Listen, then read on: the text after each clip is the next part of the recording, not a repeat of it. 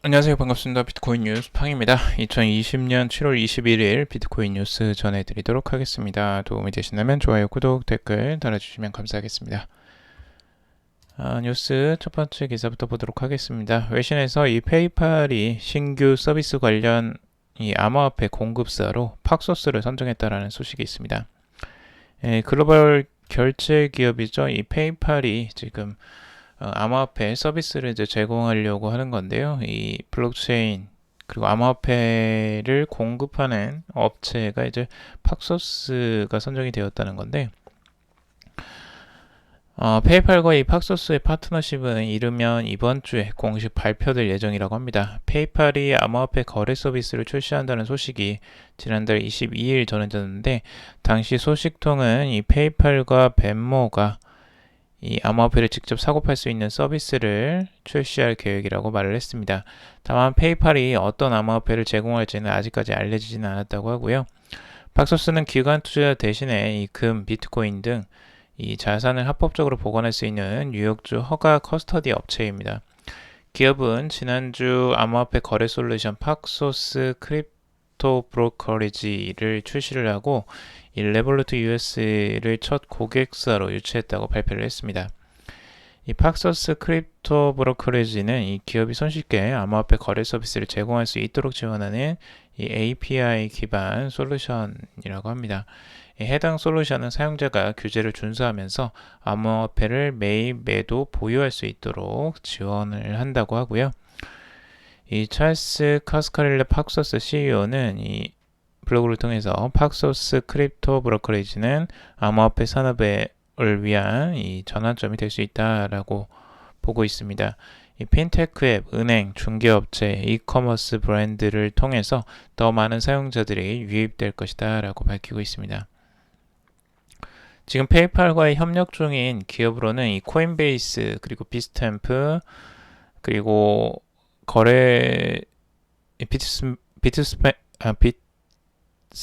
비트스탬프 거래소도 이제 거론이 된다고 하고요. 이 코인베이스는 자사 상품에 이 페이팔 브랜드를 입히는 화이트 라벨 방식으로 암호화폐 상품을 제공할 계획이라고 합니다. 지금 이제 페이팔에서 직접적으로 이 암호화폐를 판매를 한다는 건데, 이것도 획기적인 일이죠. 실제적으로 페이팔이 미국에서 굉장히 유명한 그리고 가장 최대의 또 온라인 글로벌 결제 기업이기 때문에 의미가 있을 것 같습니다. 실제적으로 여기에서 암호화폐를 만약 판매를 한다면 그 암호화폐에 뭐 가격에 영향을 미칠 수도 있고, 실제적으로 이제 수요와 공급을 연결하는 이제 유통로로서 굉장히 또 각광을 받을 가능성들도 있습니다. 그만큼 페이팔이 유저가 또 많죠. 그래서 지금 이베이에 원래 매각이 됐었었는데 이 사용자들이 그만큼 암호화폐에 관심을 더 많이 가질 수 있을 계기가 될 것 같습니다. 자, 그리고 이더리움 디파이에 힘입어서 이 거래량 최고치로 급증을 했다라는 소식인데요. 지금 비트코인과 이더리움 뭐 가격에서는 크게 변동성이 없는 가운데 지금 진행이 되고 있습니다. 그런데 이제 이더리움의 거래량이 지금 평균 거래량이 계속 최고치로 급등을 했다라는 소식이고요. 이 블록체어에 따르면 7월 13일 네트워크는 초당 13건 이상의 트랜잭션을 처리했고 2018년 1월 15일 이후에 가장 높았다고 합니다. 그래서 초당 평균 거래가 지금 가장 높아진 상태라고 하는데, 이 이유에 대해서는 그 디파이와 관련된 열풍 때문일 것이다 라고 추측을 하고 있습니다. 그래서 올해에 이제 이더리움 2.0을 앞두고 많은 또 관심도가 높아지는 것 같습니다. 더욱더. 자, 그리고 말레이시아 금융당국에서 이 투자자 주의 기업에 바이낸스를 포함시켰다라는 소식인데요. 지금 말레이시아 증권위원회가 이 투자자 주의 기업으로 명단에 이 바이낸스를 추가하고 투자자들에게 해당 플랫폼을 이용하지 말라라고 당부를 했다고 합니다.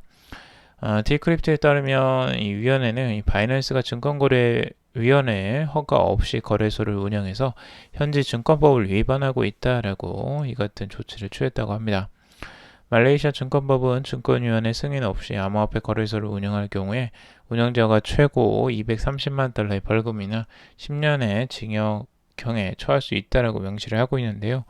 바이낸스 산하 이 P2P 암호화폐 거래 플랫폼은 지난 3월부터 말레이시아에서 법정 통화 링깃으로 이 비트코인, 테더, 이더리움 등을 구매할 수 있도록 지원하고 있다고 합니다.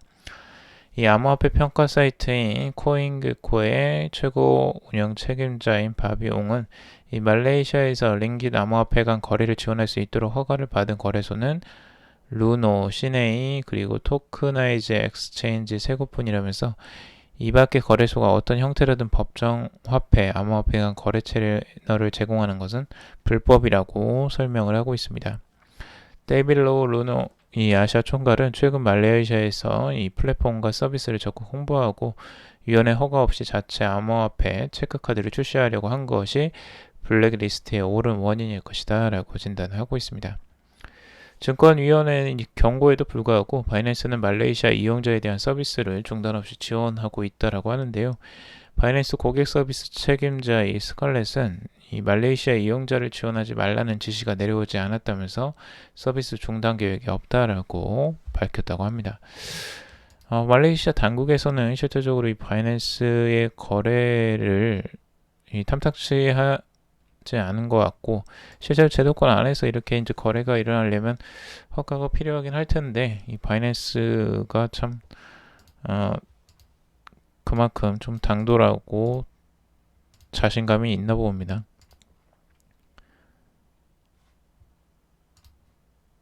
자, 그리고 스페인 주요 은행 5곳에서 이 스마트 컨트랙트 활용 결제 이 개념 증명을 완료했다라는 소식입니다.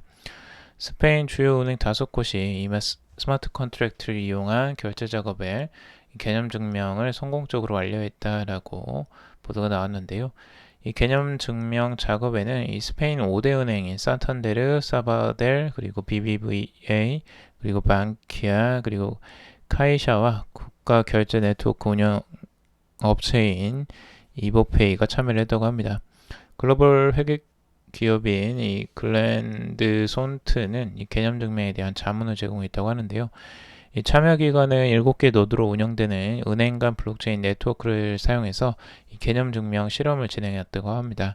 이 과정에서 건당 이 평균 2.5초 만에 약 2만 건의 결제가 자동 실행 처리되는 것으로 나타났다고 합니다. 이버페이는 15일 성명에서 이 보안, 효율, 추적 가능성, 무결성, 규제 이행을 보장하는 가운데서 성공적으로 개념 증명을 진행했다라고 합니다. 결제 분야에서 블록체인 활용 가능성 및 국가 결제 시스템과의 연결 가능성을 확인을 했다라고 밝혔습니다.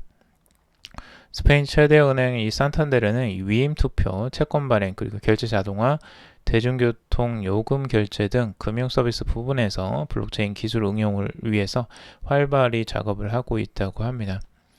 2015년에 리플에 400만 달러를 투자하면서 이 블록체인 해외 송금에 대한 상당한 관심을 나타냈었고 은행은 지난 9월에도 2천만 달러 규모의 채권을 이더리움 네트워크에서 발행하고 그의 연말 상환 작업까지 완료한 바가 있다고 합니다. 그만큼 이 스페인의 은행들도 굉장히 이쪽에 이 스마트 컨트랙트 암호화폐에 관심이 굉장히 많은 것으로 알 수가 있고요. 스페인의 또 최대 은행 중에 하나인 그 산탄데르도 여기 리플과 이런 암호화폐 업체들과 꽤 긴밀하게 지금 그 파트너십을 맺고 가는 것 같습니다. 자, 그리고 일본 암호화폐 자율규제 기관이 이 스테이블 코인 분과위원회를 설립한다라는 소식인데요. 브레이브 뉴코인에 따르면 이 일본 암호화 자산거래업 협회는 스테이블코인 분과위원회를 조직하고 지난 8일에 첫 회의를 가졌다라고 발표를 했습니다. 위원회는 첫 회의에서 이 스테이블코인의 법적 분류 방안과 장점 그리고 위험성 등을 논의한 것으로 알려졌는데요. 스테이블코인은 암호화폐 가격 변동성 문제를 해소하기 위해서 안전자산, 자산 바스켓 등과 가치를 연동한 이 암호화폐라고 합니다. 이 관련 사안을 논의하기 위한 이 분과위원회에서는 이 모넥스 그룹, 그리고 후오비제펜, 라쿠텐 월렛, 그리고 디커렌트, 비트뱅크, 비트프라이어, 코인, 오케이코인, 재팬 등 이 39개 회원사에서 69명이 참여를 한다고 합니다. 제12에는 기초자산을 통해서 가격 안정성을 제공하는 스테이블 코인은 이 디지털 결제 수단으로서의 잠재력이 크다라고 하면서 스테이블 코인에 대한 명확한 정의가 마련되지 않아 일본 내 취급이 어려운 상황이다라고 설명을 하고 있습니다. 이에 위원회는 이 규제, 자산 인정 같은 운영상의 문제와 가격 안정화 메커니즘에 대한 신뢰도 문제, 그리고 이용자 보호 및 자금 세탁 방지, 테러 자금 조달 방지 등의 조치 문제 등에 대한 다양한 논의를 발전시켜 갈 것이라고 밝히고 있습니다.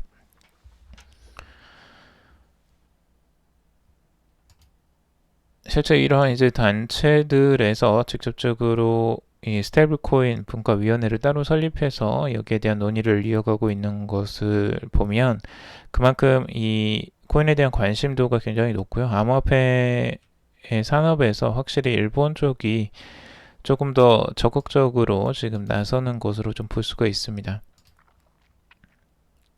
앞으로 스테이블 코인이 또 각광을 받을 것으로 지금 생각을 하기 때문에 이런 부분들을 지금 회의를 하는 것으로 보여지고요.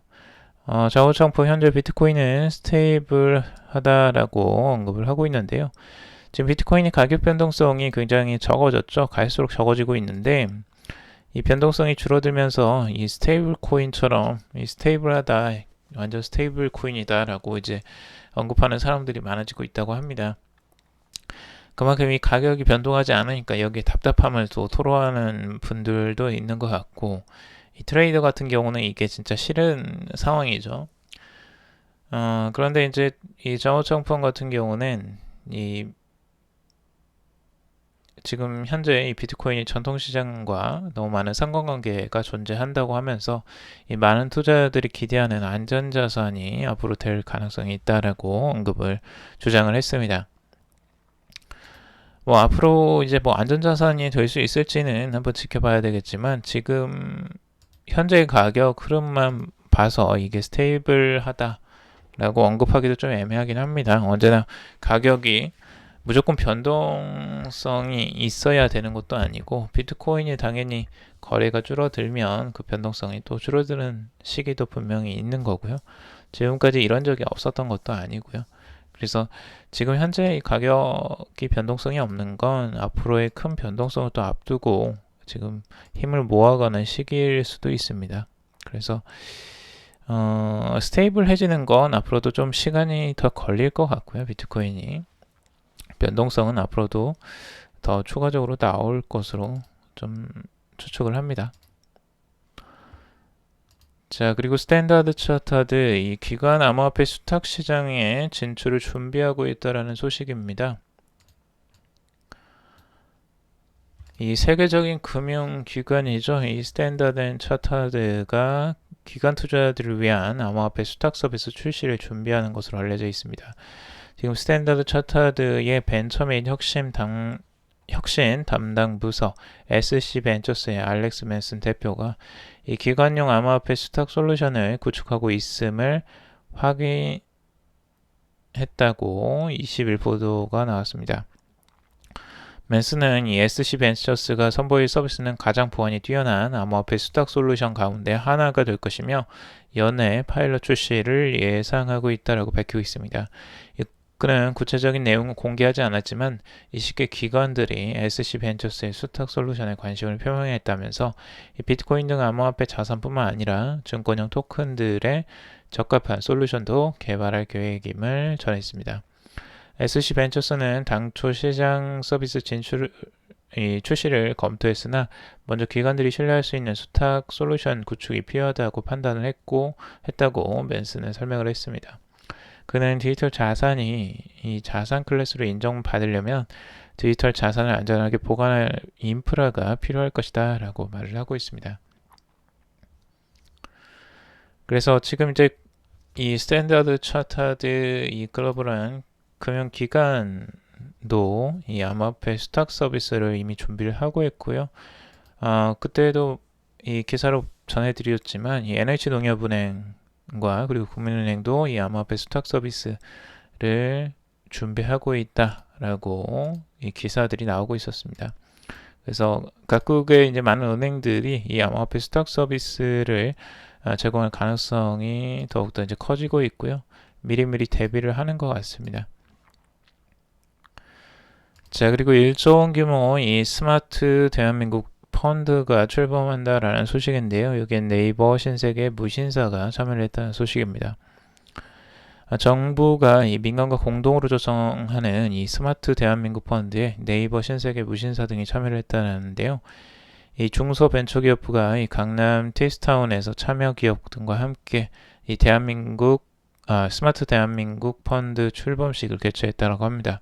출범식에는 네이버, 넷마블, 크래프톤, 무신사, LNP, 코스메틱 등이 참여를 했다고 하고요.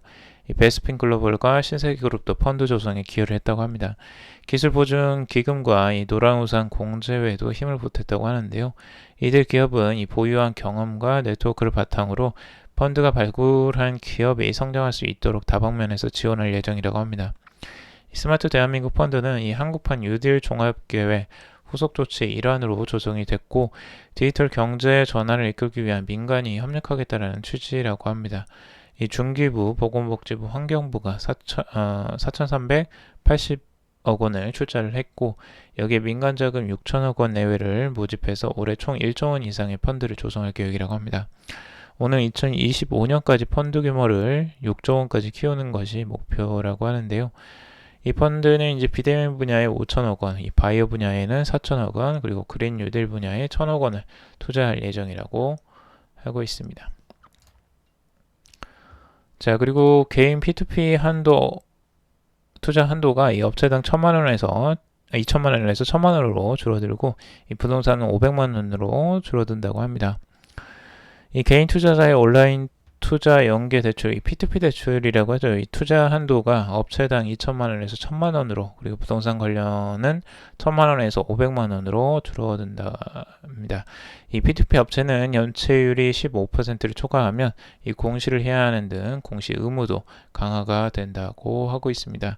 이 같은 내용의 P2P 대출 가이드라인 개정안이 발표가 됐는데 이 P2P법은 다음 달 27일부터 시행이 된다고 합니다. 그러나 기존의 P2P 업체들은 내년 8월 26일까지 1년간 등록 유예기간을 가질 수가 있고 가이드라인 등 등록 유예기간에 있는 P2P 업체에 적용이 된다고 합니다. 그리고 P2P 업체의 동일 차입자에 대한 대출 한도는 대출 채권자에게 100분의 7과 70억 원 중 작은 값으로 했다고 합니다.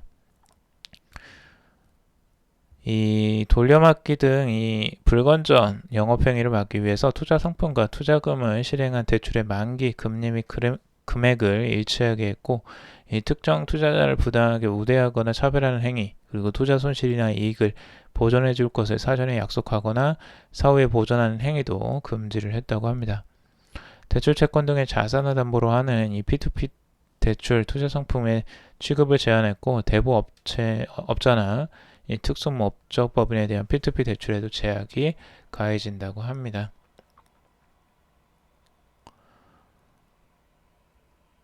P2P 업체에 대한 이 규제가 조금 더 강화되는 모습들을 지금 보이고 있네요.